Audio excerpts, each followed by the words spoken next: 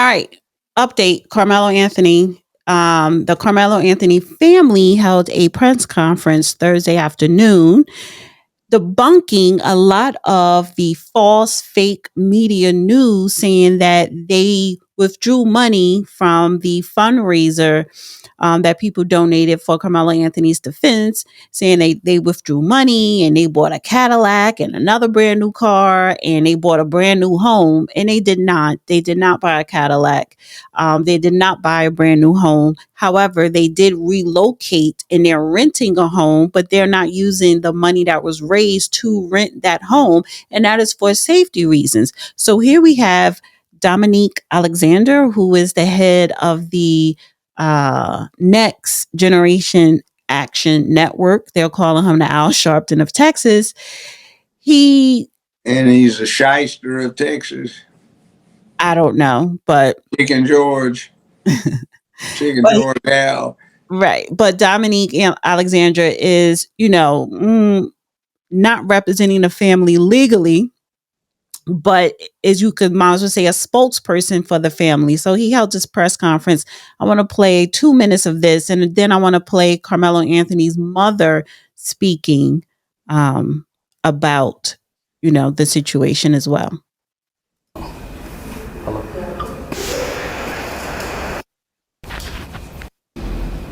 No matter our opinion of it, we have kept our opinion close.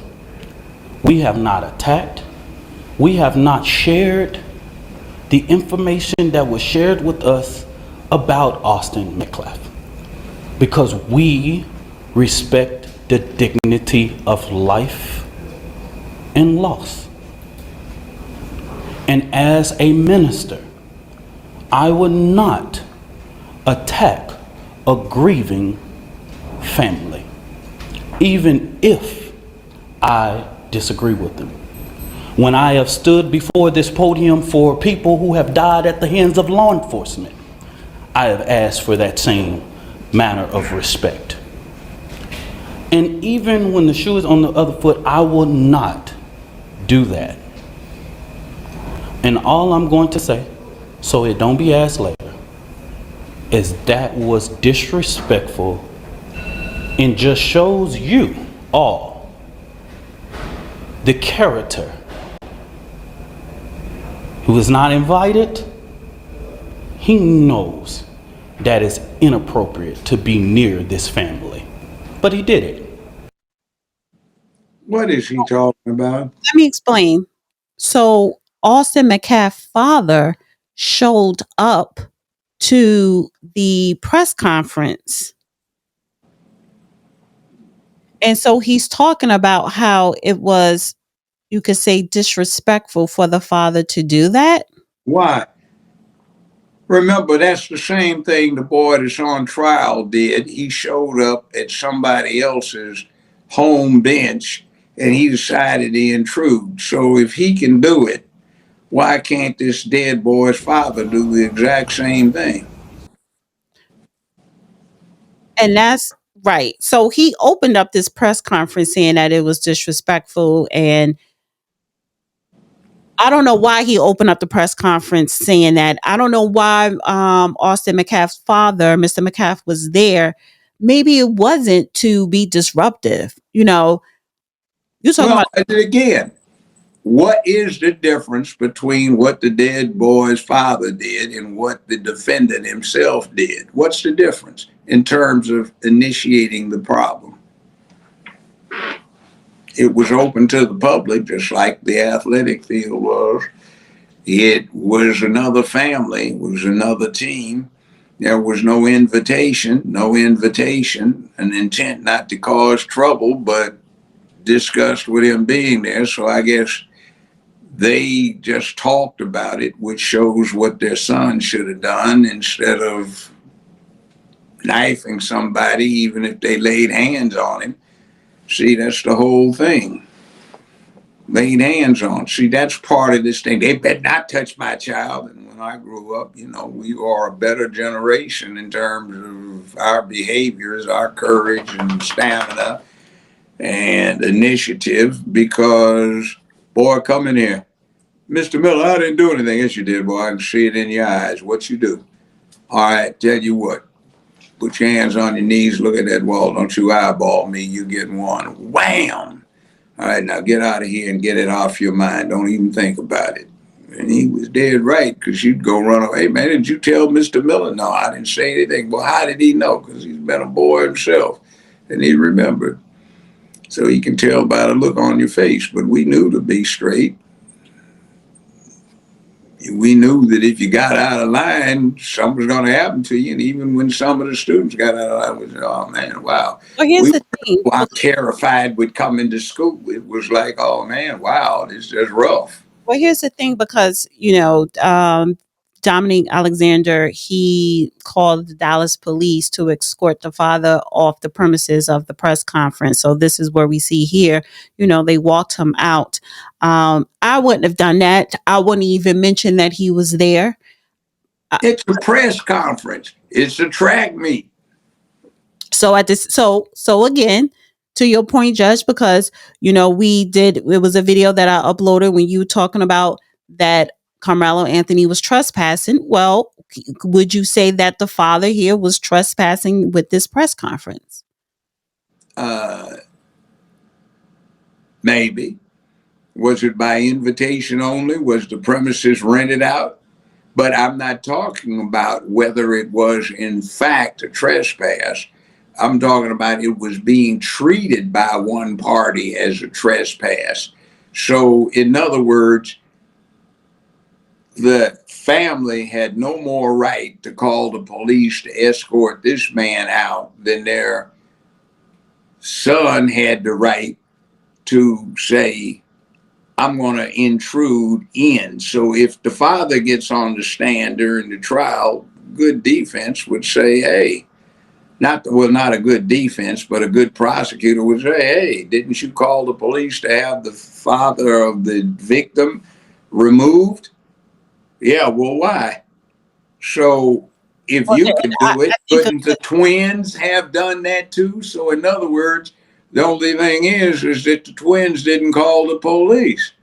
well, I They would say tried to this. do it So the themselves. difference is, and the defense could come back and say that Mr. Dominique Alexander called the authorities. He did not try to physically Then remove Mr. McCaff. remember, when this country was founded, there was no such animal as police. That wasn't invented until about 60 years later. The prosecutor, that would be a horrible rebuttal.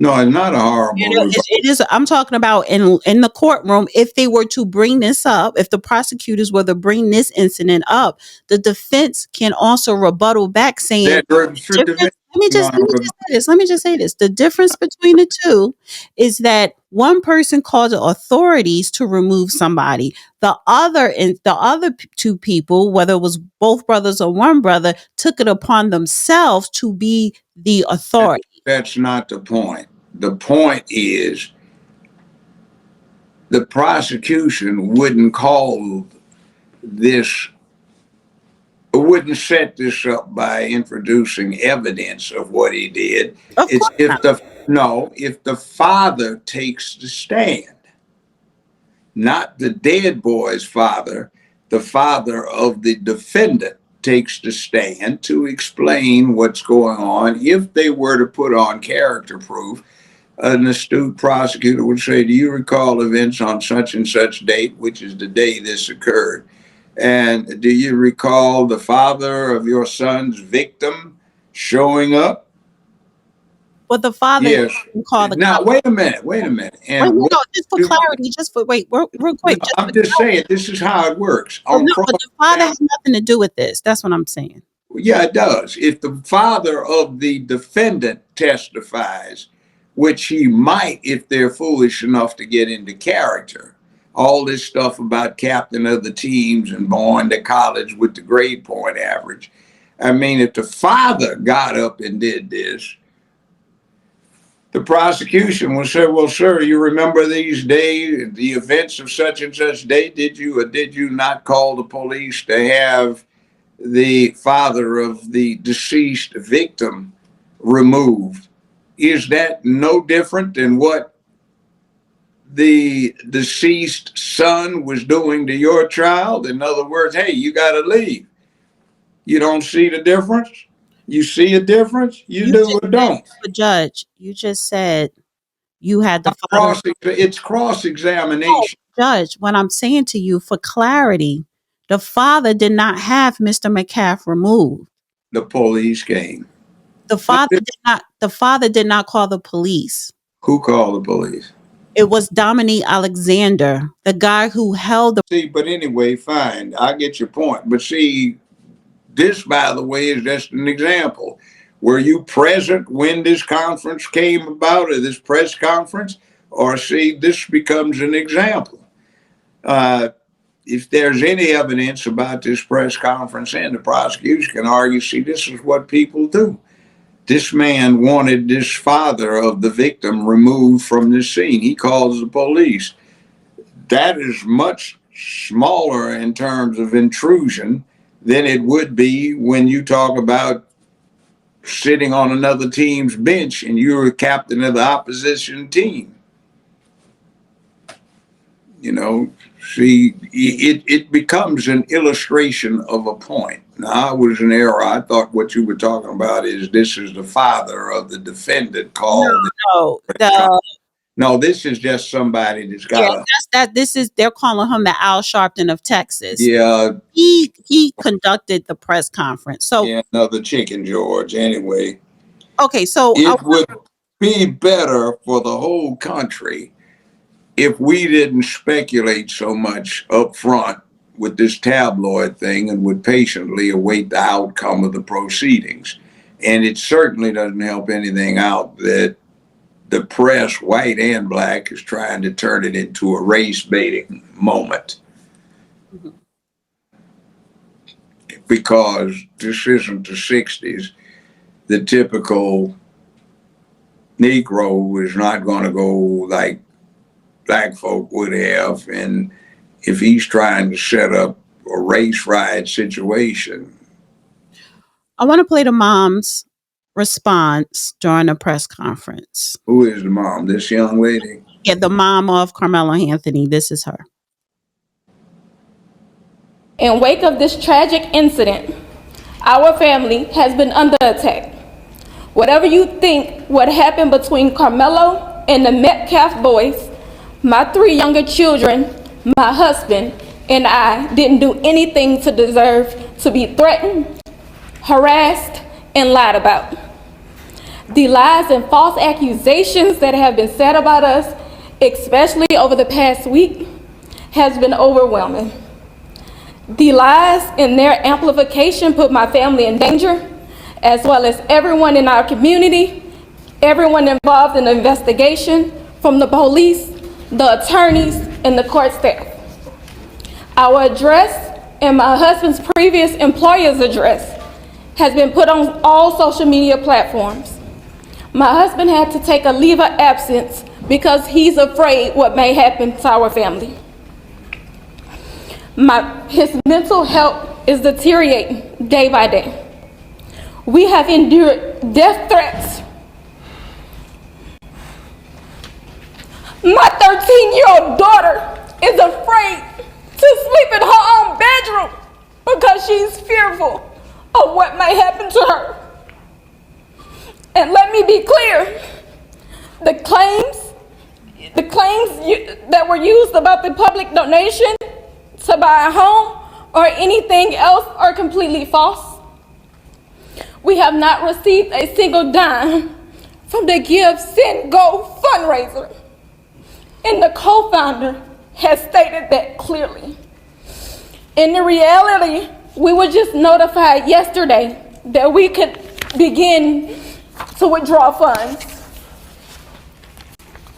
And it still takes several days to receive those funds once a request is made. I don't know why we are being targeted and discriminated against before a fair trial.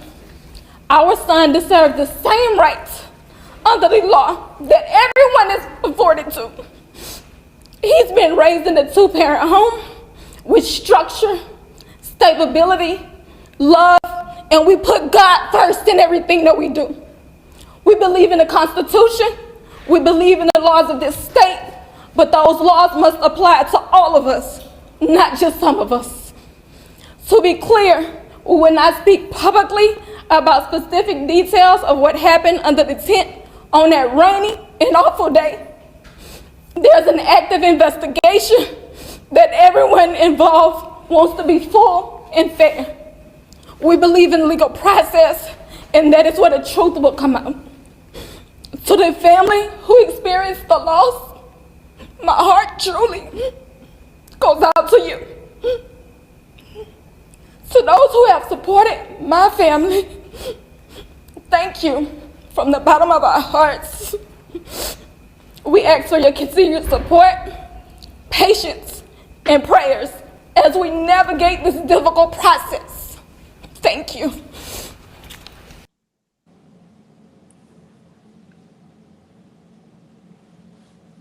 What are your thoughts? I think that, Her son's not dead. Somebody else's son is dead. It I think started it's fine off for both of normal, them, and somebody got stabbed in the chest, and her son claims to have done it. and that's why she's crying. She's, Well, I think cry she's crying about for her son and her. I mean, okay, so let me say this as a mother. Yeah, but I understand all of that, but this is unseeming. That press conference never should have been had because it's going to give a population that's probably the overwhelming majority in the area the sense that the offender is trying to play victim. And that's a very bad move because there are a lot of potential jurors that will have heard that and will be very offended by it. So they did say, because this is 30 minutes and I'm not playing the whole 30 minutes, but at the end, they did say we will not do another press conference. We are not doing another one. We're not talking to the press, answering questions or releasing statements. They're focused on the upcoming trial, the grand jury, which whenever it comes up, the DA did say maybe in June. So they said you will not hear from us until the trial, basically. So they're being quiet. But the reason why he held this press conference, because yes, I must say, social media, YouTube, X, and even some news outlets, they have the Daily Mail and others, New York Post, have been putting out fake information about they're taking this money and buying a Cadillac. They're paying for this, even though they could do whatever they want technically with the money to a certain degree. But he was just doing a press conference to say, stop with the lies. This is serious. And just let due process take its place. She's not on trial. Her husband's not on trial. The daughter's not on trial. They haven't done anything to break the law.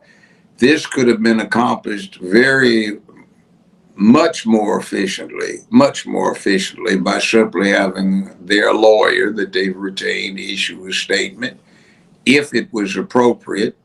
There has been no such use of money. Next thing is, what is the point? So what if it's on social media? So what if people lie about you on social media? That is the equivalent of they were talking about him on social media, so he was bullied online and he committed suicide. What? That's awful weak. So it's one of these things. It's a newly created category of victim. They should have kept their mouth shut on this and let it ride out because it has no impact on the outcome. Or if it looked like it did, the one that's handling the defense could have issued a quick statement. No such exchange has occurred. They have not used any money for such alleged purposes and left it at that. I 1000% agree with you with that one because that was my first initial reaction to why is this man, Dominic Alexandra, who is head of the Next Generation Action Network, why is he holding yet another press conference? He should have even held the first one last week. That was my first instinct. Shouldn't this be the lawyer and not? Why is he constantly talking? Everything Because the lawyer. speech allows him to talk, and he's making his hustle by getting notoriety or contributions that he can live off of, or if not living off of them, put into play with his project. So So This is going back the to the danger. father being there, now I kind of, we don't know what was going through the father's head, but if I'm going to make an assumption here, the father probably showed up because he's probably like, well, why are these people having a press conference? I want to be there to hear what they had to say. I wouldn't have called the police. I let him. Why didn't even just let him stay there? Because you holding this press conference, you are making it known when everything should be going through the lawyer, everything, because yes, a child died and the father, who is still there, his family is still grieving. I don't care what color they are, the family is still grieving. You're holding another press conference to debunk fake news, but we just elected a president that had to go through fake news for the last 8 years. So even listen, I know the it looks, it's the unseeming. yes, yes.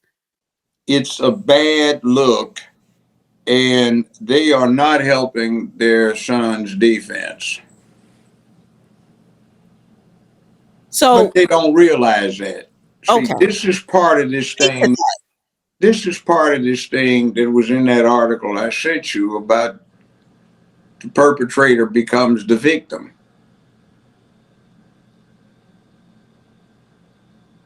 And it's not a good look. and maybe that's what Dominique Alexandra is trying to manipulate, trying to do, subtle but in our faces, right?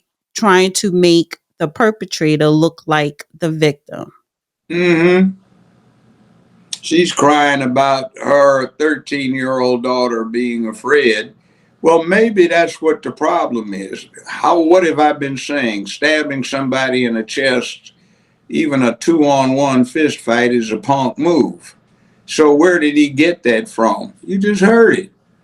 My poor daughter, she's scared. Is that what they taught the child, who is now no longer a child but 17? He's a minor, but he's not a child under the law. Minors in their teens are not children, they are minors. There's a difference. So, what are you saying here? So here's the thing here, right? Because now we have more nonsense coming out in social media. um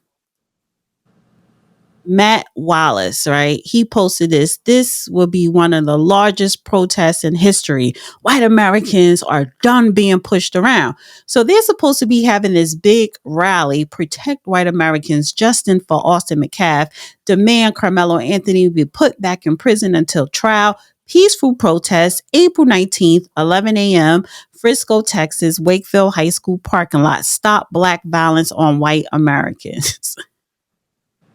And this is by Protect White Americans, PWAUS.com, was founded by January 6th political prisoner and U.S. Senate candidate Jake Lang. What the hell? Hey, tit for tat. What goes around good goes around. What's There's good no, for the goose, there's no goose for BLM cat. going on. Yeah, I'm just saying, free speech. That's part of the collateral consequences of having a system like ours. There are downsides to it.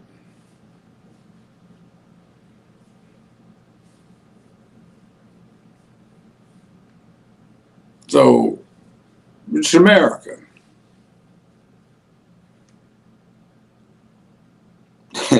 If Black Lives Matter can do it, I guess so can White Lives Matter.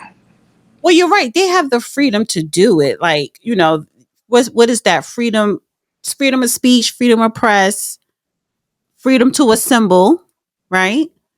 Freedom to assemble and petition the government for redress of grievance.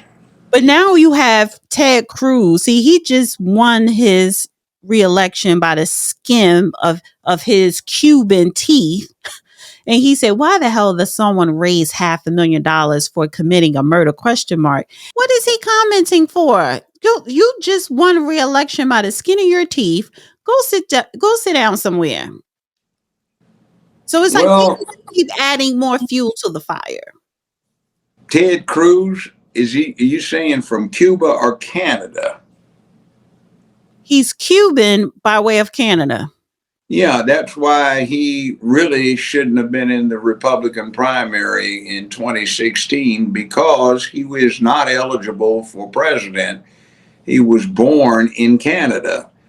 He is not born on American soil, even though he is an American citizen. Since he was not born on American soil, he's not eligible to be president of the United States, nor vice president, nor in line for anything that by operation of law may have the presidency devolve upon it. In other words, designated survivor. He can't be one. Well, listen, I said this by next week, no one's not going to be talking about this. And I hope not. Just it's due process. Well, you know what? I was mentioning it to you earlier today. There are at least 5 cases that have occurred over the last month here in Memphis that are almost identical to this. So nobody's making a fuss about it. Why? In this political climate, why is mainstream media pouncing on this and making such a central focus for things that had already ramped up a pretty ramped up public right now? Well, It's not good.